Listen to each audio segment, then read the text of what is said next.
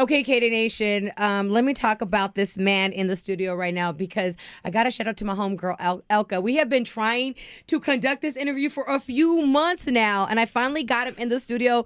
Shout out to Gold Toes the building. What's up? Listen, we've been trying, like, people don't understand. Behind the scenes, it's been like 3 months of me and Elka going back and forth, but your schedule, you're so busy.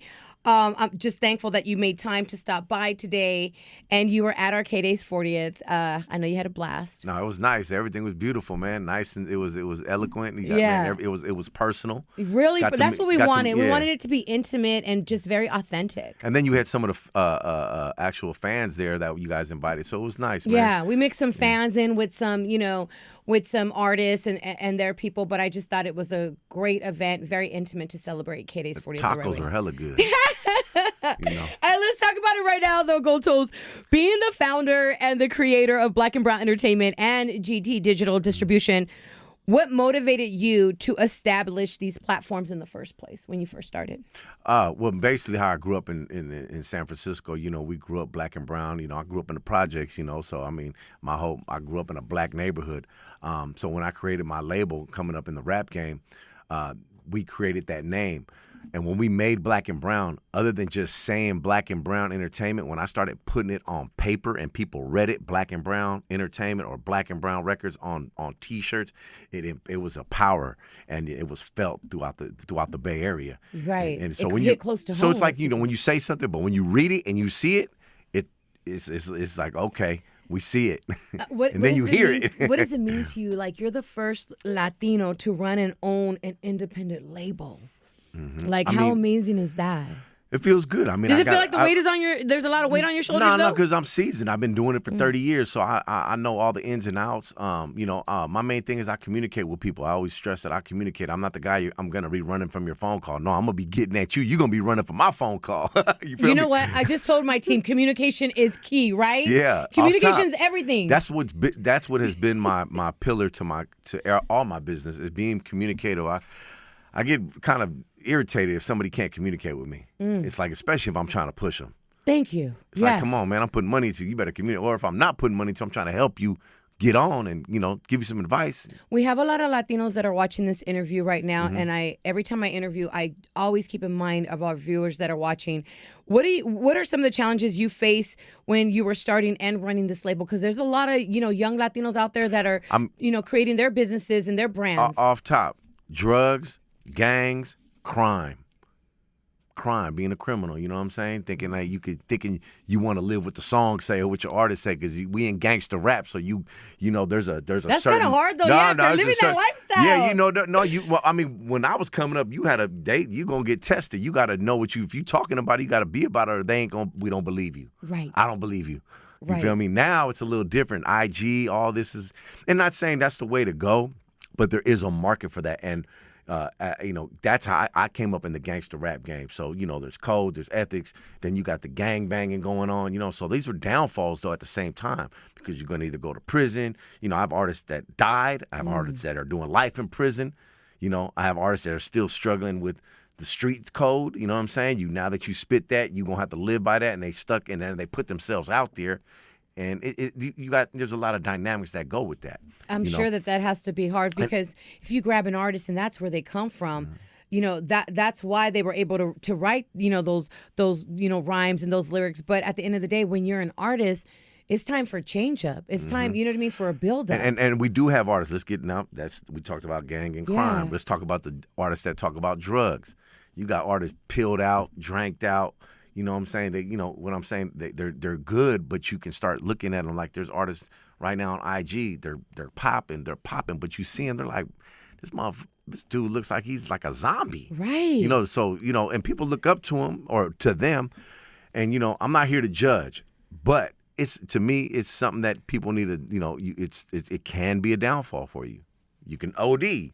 There's many artists that done died off of drink, off yayo. You know what I'm saying? So, of course, weed, we want to, weed is, it's cool. Weed is cool. Right there. People say it's natural, it's a plant. I'm just saying, yeah. And actually, I'm going to put it in this category. It is different. It is. It's not a hardcore drug. But at the same time, you know what I'm saying? You just got to know, these are things that can taint your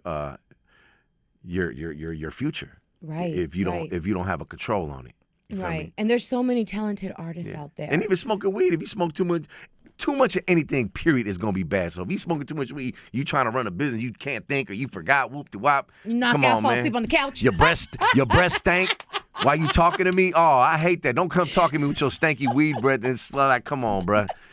5 feet. Listen, don't walk up to him smelling like Hennessy. You better Black take Miles, that gold okay? grill off and go brush your teeth. No. Hey, so listen, you're the founder of Latin Thiz, and I thought it was important. Thiz Latin, my bad. I thought it was important to talk about this because from the Bay Area, started by Mac Dre. For those who didn't know exactly what Thiz Latin is, what is it and how did the movement come about? Because when I was doing radio in Vegas, we were all in the clubs doing the Thiz face and everything, you know, especially in Vegas. There's a lot of Bay Area people over there. Yeah, it was a very changing moment in my life when Thiz Latin was created, because at that time I had just got out of jail.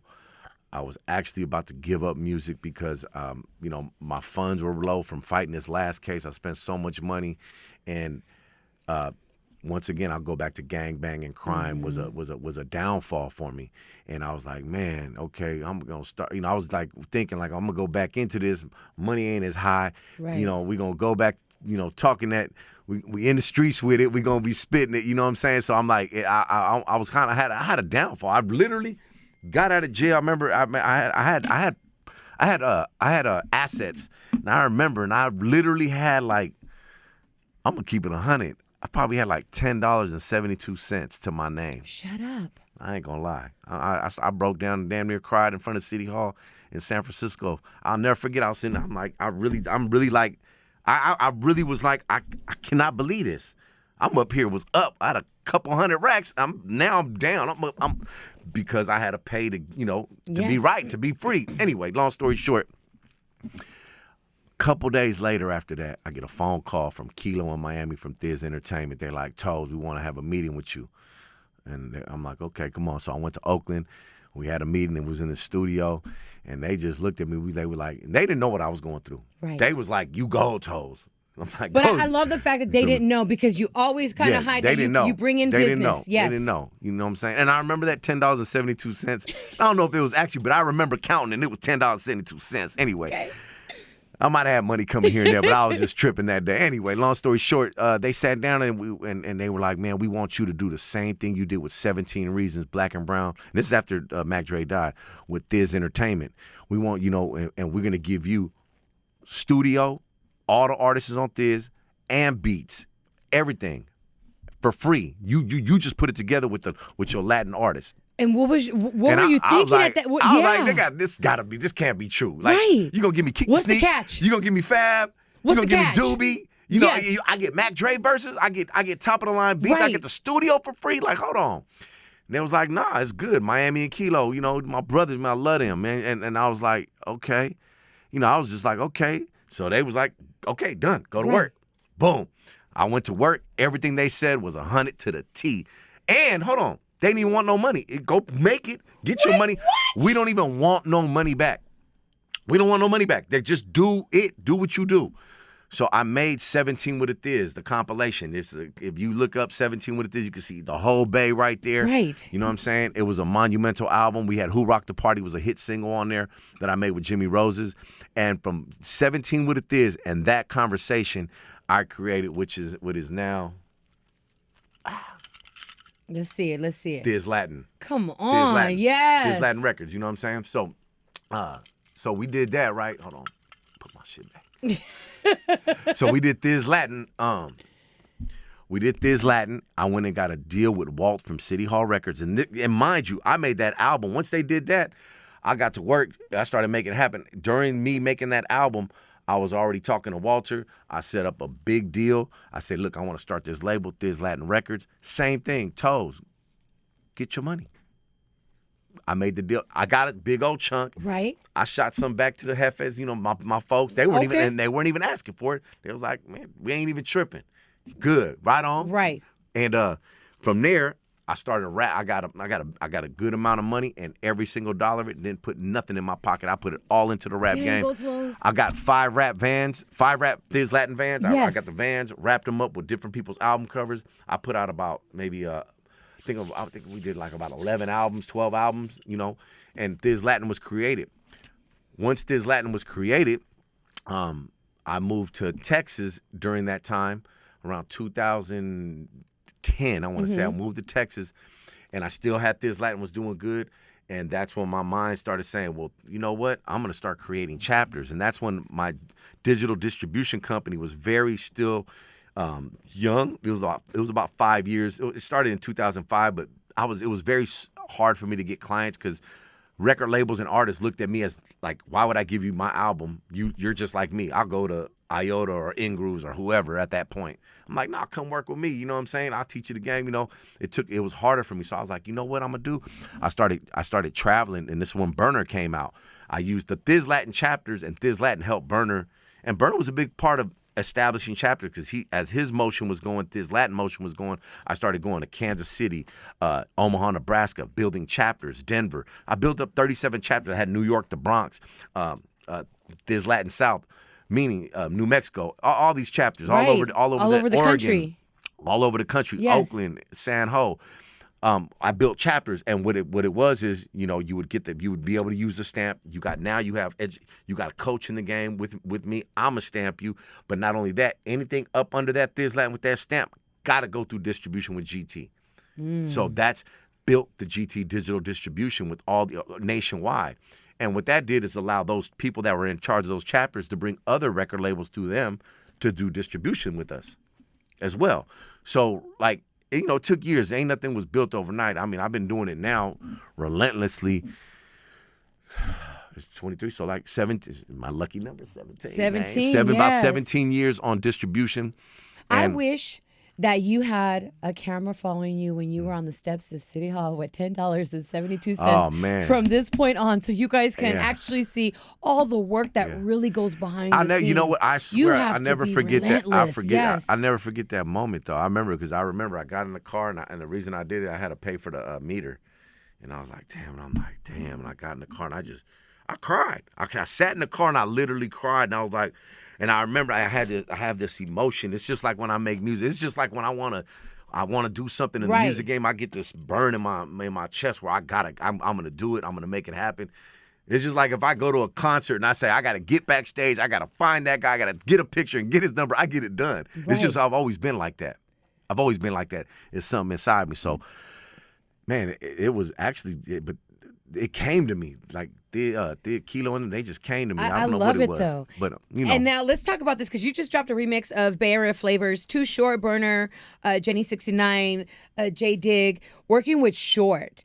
Like that's such an unforgettable moment. Like, can you talk about like how that collab came about? So Bay Area Flavors is a cannabis brand out of the San Francisco, and they wanted me to put together an album for them, and I created an album for them, which I own as well. And that album, front to back, is hitting. The Bay Area Flavor song was the main single off that album, which I got Too Short on. I told him what it was about. I got his old cocktail beat, reflipped it, put him, Burner, and Diggs on the original mix. And then just recently, a few months ago, I've been checking out Jenny 69. I've been seeing her come up, and I was like, you know what? My artist, Gabriella, she was actually like, why is everybody hating on Jenny 69? I like Jenny. And I'm like, you know what? I like Jenny too. You know what? I'm like, she gonna sound good on this song. So I sent it to her. I said, hey, Jenny, I sent it to her. I sent it to her and her husband. And she called me back and was like, I want to get on this. I want to get on. I said, man, get on it. Let me see what you sound like. I don't know, man, what came up, but she came with the business on that way. You feel me? Yes. So she did that, and as soon as she did, I told her, hey, don't even trip. You're gonna do a video with these guys. I'm gonna make this happen. I called called everybody in. I brought everybody to the Bay. Well, everybody was up there, but I brought Jenny to the Bay. The Bay embraced her, like I said, on American Cholo, and man, it's a wrap. I love that, and I love that. You know what I mean? From LA to the Bay, that you are connecting and building these relationships in this bridge. Off top, It needs to be done. It needs to be done. That's why my guy Little Uno right here. Yes, man, let's talk about Little Uno. He's the one that wrote the song, the new single, Wake Up for me. And I just actually did a deal with him 2 days ago. We got a 2-album deal We're coming out with El Chicano. Yes. That's the English album. Then we got El Mexicano, which is going to be the Spanish album. We got a hit. I'll let them know right now. I love that El Chicano's in English and El Mexicano's in Spanish. It works out perfect. I love the oldies. So we got a hit called La La La. That song. Well, he's going to be doing a song with the Delphonics on there. It's going to be a smash. And then we're going to do an album, me and him as well, as a joint album. And which is big because he's a pioneer. He's a legend, from Been San doing Diego, it in the game for over 20 years. Off top, yes. And, we're working I'm working with him back in the Chicano Festival. Well, that's what I was going to mention right now because I know he's got the Chicano Festival and it's going to be Cinco de Mayo, right, for next year? Cinco de Mayo, yep. Yeah. I keep telling Little, I'm like, listen, Little, come to LA. Come to LA, baby. He's like, Cece, I'm there. It's time for our own to put on our own, you know what I'm saying? Instead of these corporations getting it, man, we got to get it done. We got to get it We have to support each other. Off top. And it takes work. And it takes commitment and it takes consistency to make it work. And that's one thing I do love about you, Gold Toes, like especially in the hip hop game. I always talk about it with Latinos in the game. All we really want is a head nod. We just want to be acknowledged for what we contributed. Right. We're the backing of so much to the DJs, to the people, the promoters, and I've been in the back a lot, man, and we don't get that acknowledgement. And I think now we're coming to the forefront in the Brown entertainment business space, and it's time to unite and to basically help each other accomplish these goals that we have. Mm-hmm. There's so many of us, and we can really start pulling each other up. And that's what I do. I pull people up. And I want to get pulled up, too. Pull me all the way up. I heard that. What inspired you, Gold Toast, to venture into the film industry? And what kind of impact do you hope that these projects that you're working on will have on the audiences? Well, my manager, Ilka, she... shout out to Ilka, first of all. Can we just shout out to Ilka? Yeah, shout out Ilka. Yes, we just love Ilka, yes. She actually basically was, it's time to move on. And she hooked me up. We were looking at this one company, Four Ways Entertainment, and I actually did a little bit of investment on one of their films. And she was like, you know what, you need to hook them up with Burn. And I came down here and I did exactly that, and I made it happen. And now we have Burner, myself, Four Ways Entertainment coming out with our first movie called Splash City that we're working on. It's coming out of the Bay Area, California, out of San Francisco, exactly what it's going to be about. And it's about the bipping, what's going on up there when you get... Okay, so we're from LA, so let us know, what's the bipping? So bipping, if you come in a rental car, you know what I'm saying, they're going to know it's a rental, and they're looking for your bags. They're going to smash your windows, grab your stuff, grab your purse. So sometimes you're better off just leaving your windows down, so you don't leave them down. I gotta be careful. Just take your stuff up. You know what I'm saying? Yes. You got to know the areas you in, but I mean it's happening everywhere. It's really something that's just it's a sad thing. I'm not trying to glorify it because it is messed up. You know what I'm saying? It's something that needs to stop, but it's a reality on what's going on in the Bay. And right now, I mean, it's actually starting to happen now in Texas. Oh wow! So I mean, probably happening. I'm sure it's happening out here too. Can I ask you how important it is for you to promote diversity and representation in the film and TV industry? I mean, it's very important. You always want to show all sides and all spectrums of nationalities and situations, you know what I'm saying? So people can get a better understanding of each other. The more we understand each other, the better we can, communicate and live with each other. And that's big. You know? It really is big. Growing up, I didn't have a lot of TV shows that I can connect with. Right. I grew up watching Martin and Girlfriends. I grew up watching Good Times. Yeah. The Jeffersons. Oh, yeah, exactly. So that's what that was the closest that I had. But no Latin shows. No None. Latino and there's shows. hell of us. You would think that we. Yeah, there's a lot of us. Was it Via Alegre? Right. Via Alegre, what's up, man? You remember that? Yeah. You feel me? No, I love it, but I love that you're creating this space for future, generations and the audience, because it's cool when you get to see yourself reflected on the big screen. It's cool, and that's barely happening right now, Gold Toes. Right. Well, we're doing it. I mean, and as long as we start communicating, we find out who's in charge, and we can get people in front of those people, It's our time. I mean, everybody has their time, but I think us as Latinos, man, we've held each other back, too, in a lot of different ways. And I think it's time to start lifting each other up. And, small things like this, just communicating, people just hearing it. Hopefully it brings, I know I'm going to lift people up. That's what I'm going to do. I can't talk about everybody else. You come work with Toes. I got you. You feel me? So listen, you've got music, you got distribution, you've got film, record label, films. What is next? What is next? I mean, just that's it. I'm just concentrating right now. No, I don't believe you. There's something next. For me, I want to be an actor, and I also want to make a hit record. Okay, Elka, there That's we go, what I right want to there. make a hit. And I'm gonna keep it honest. I think Little One might have wrote me a hit. I'm gonna try to push it, man. Shit, let's go. I mean, I'm trying to go to all the radio stations after this. You know what I'm saying? So we'll see what happens. But if not, I'll get in the booth again. Try again. How did you and Little One connect? How did that friendship come about? Has it always been there, or was it? No, we talked many years ago, real foul on the phone, but we just connected recently. Actually, he just reached out to me on Instagram, and he was like, "Man, I like what you're doing." I said, "Oh man, right on, whoop!" And I communicate, got at him. We started chopping it up. I started to see where his mind was at, where his heart's at. He sent me this book.